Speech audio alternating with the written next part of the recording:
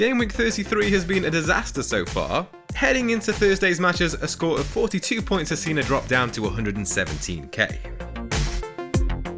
Opting for Kepa ahead of David Raya proved costly, as Chelsea continued their poor start under Frank Lampard despite restricting Brentford to just 0.47 expected goals. And the Bees ended a run of 6 matches without a clean sheet. The only points in midfield came from Solly March, who claimed an assist for the 3rd match running. Jack Grealish came away without a return despite his match-leading tally of 4 attempted assists, as Man City comfortably beat Arsenal 4-1. Erling Haaland rounded off a top performance with a goal in stoppage time. Tallies of 6 shots in the box and 5 on target rank first during the game week so far. With just 3 players left and no Marcus Rashford, it could be an even bigger red arrow after tonight. So let's move swiftly on to the transfer plans for Double Gameweek 34.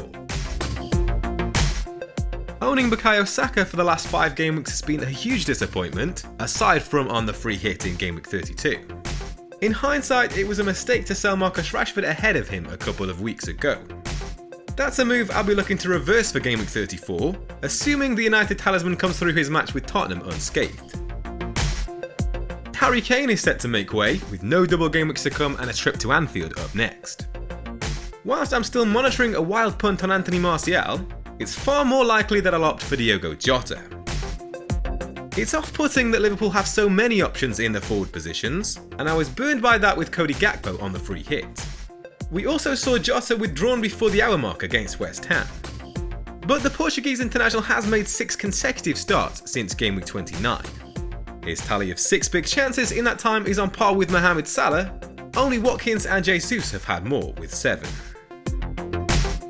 I'm weighing up a 3rd transfer for a 4-point hit, depending on the fitness of Bruno Fernandes. We should know more after the game tonight, but Ten Hag was somewhat reassuring in his press conference yesterday, and it's since been confirmed that he has travelled with the rest of the squad. If Fernandes features tonight and is therefore past fit for the double game week, I'll more than likely keep hold of him. But if any doubts remain, or there are fears of reduced minutes, I'll look to move him on to Mohamed Salah. The Egyptian has racked up a leading 4.3 expected goals total in the last 5 game weeks, also ranking joint first with Ollie Watkins for shots. The main reason I prefer Marcus Rashford to him in place of Saka is because it gives me the money for Jota rather than Martial up top. So the plan is Saka and Kane to Rashford and Jota with the 2 free transfers, and here's how the team is set to line up. After this week's hiccup, David Raya is reinstated between the sticks. Nottingham Forest were impressive at home against Brighton midweek, but they've struggled for goals on the road, netting just 4 times in their last 4 away matches. Only Wolves and Southampton have managed fewer. As tempting as Alexander-Arnold is for the double, I can't justify spending 4 points to bench Kieran Trippier. The Newcastle right-back has carved out 22 attempted assists and 5 big chances created across his last 6 home matches, both leading tallies among defenders. Southampton rank bottom for expected goals per game in away matches since the World Cup, and only Wolves have created fewer big chances in that time. Luke Shaw and Pervis Estepinian each play twice, and ahead of tonight's match, Man United have kept 3 consecutive clean sheets. Only Aston Villa have shipped fewer goals in the last 4 matches.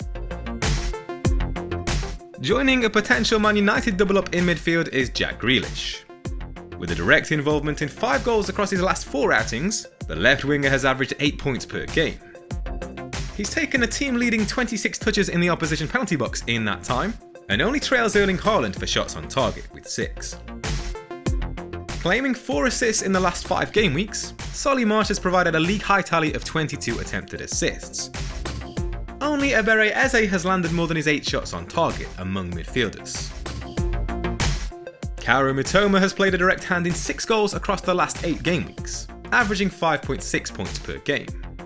During that period, his 4.9 expected goal involvement figure can only be beaten by March, Martinelli and Salah among midfielders, and no teammate has been afforded more than his 4 big chances.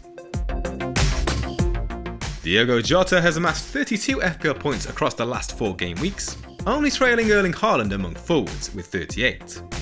The pair rank joint first for big chances, each with 6. Spurs have conceded 11 goals in their last 4 matches, with only Leeds faring worse. Fulham have given up 13 big chances across their last 4 away matches. Only Man United, Leeds and Arsenal have allowed more.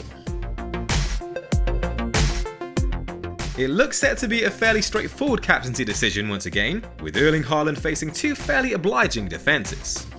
Neither Fulham nor West Ham have kept a clean sheet in their 6 previous meetings with top 4 teams this season, each allowing 2.3 goals per game on average. Fulham have given up 2.6 expected goals per game against that opposition, with only Nottingham Forest faring worse.